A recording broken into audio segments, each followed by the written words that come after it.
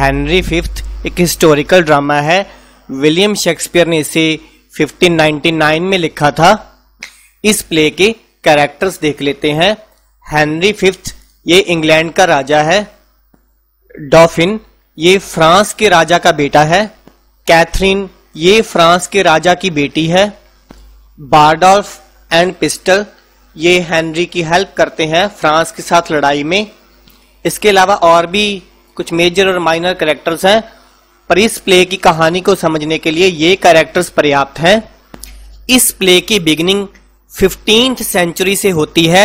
Henry fifth अब England का राजा है। वह बहुत अच्छे से रूल कर रहा है, शासन कर रहा है। उसने बहुत से विद्रोहों को कुचल दिया है। उसी समय ब्रिटेन और फ्रांस के बीच युद्ध चल रहे थे, जिन्हें 100 ईयर वार के नाम से जाना जाता है, क्योंकि ये युद्ध 100 ईयर से चल रहे थे। एक्चुअल में दोनों देशों के बीच ये युद्ध बहुत पहले से चले आ रहे थे और बीच बीच में सीज फायर भी हो जाता था, रुक भी जाते थे। अब हेनरी फिफ्थ की अटेंशन फ्रांस की तरफ होती है। उसे पता चलता है कि बहुत पहले फ्रांस में भी उसके पूर्वजों का राज हुआ करता था और वहां के कुछ हिस्से इंग्लैंड के थे। हेनरी चर्च से बात करता है, वे भी इस क्लेम का समर्थन करते हैं। इसके बाद हेनरी फिफ्थ फ्रांस के राजा डॉफिन को एक मैसेज भेजता है कि फ्रांस के जो हिस्से इंग्लैंड के हैं वे उन्हें वापस दे दिए जाएं।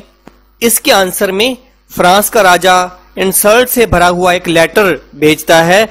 वह हेनरी को सीरियसली नहीं लेता और सोचता है कि वह अब भी वही हेनरी है जो चोर चक्कों के साथ घूमा करता था।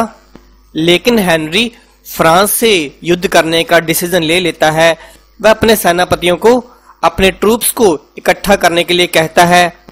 अब तक हेनरी के पुराने दोस्त फाल्स्टाफ की डेथ हो चुकी थी, लेकिन उसके बाकी कुछ दोस्त जैसे बारडोल्फ, पिस्टल हेनरी की सेना में शामिल हो जाते हैं।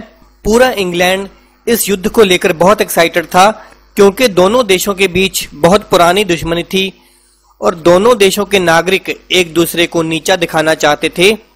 युद्ध शुरू होने से पहले ही हेनरी को मारने की साजिश की जाती है।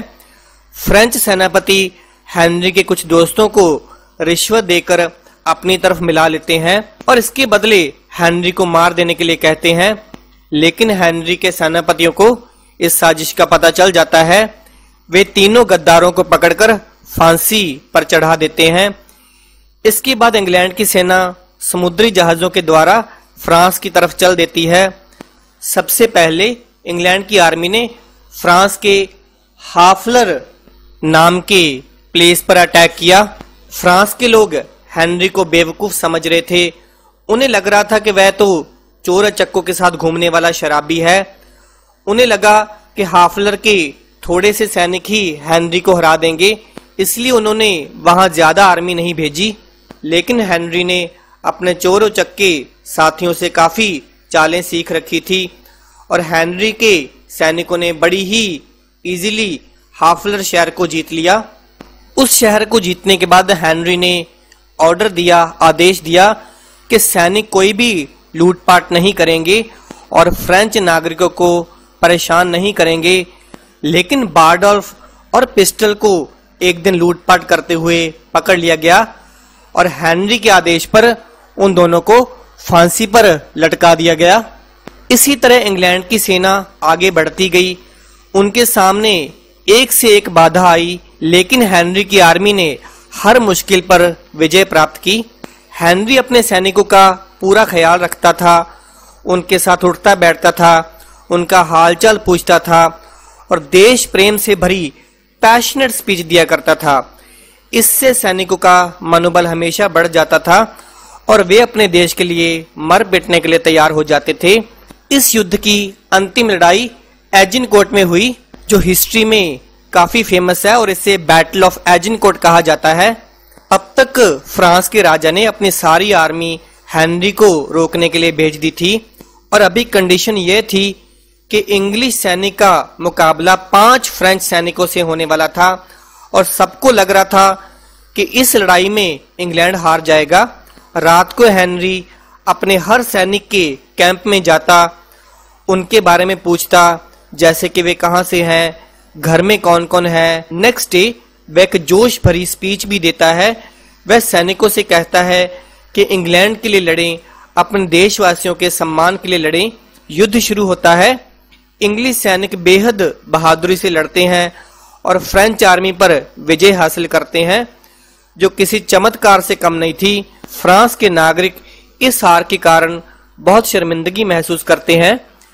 आखिर फ्रांस का राजा हेनरी के आगे आत्मसमर्पण कर देता है, लेकिन हेनरी उसे बहुत इज्जत से पेश आता है। इसके बाद शांति प्रस्तावों पर बातचीत शुरू हो जाती है और अंत में यह डिसाइड होता है कि हेनरी फ्रांस के राजा की बेटी कैथरीन से शादी करेगा और हेनरी का बेटा आगे चलकर फ्रांस का राजा बनेगा। शादी के इस प्रस्ताव से इंग्लैंड और फ्रांस दोनों के बीच शांति स्थापित हो जाती है और 100 ईयर वार का एंड हो जाता है। और यहीं पर इस प्ले का भी एंड हो जाता है।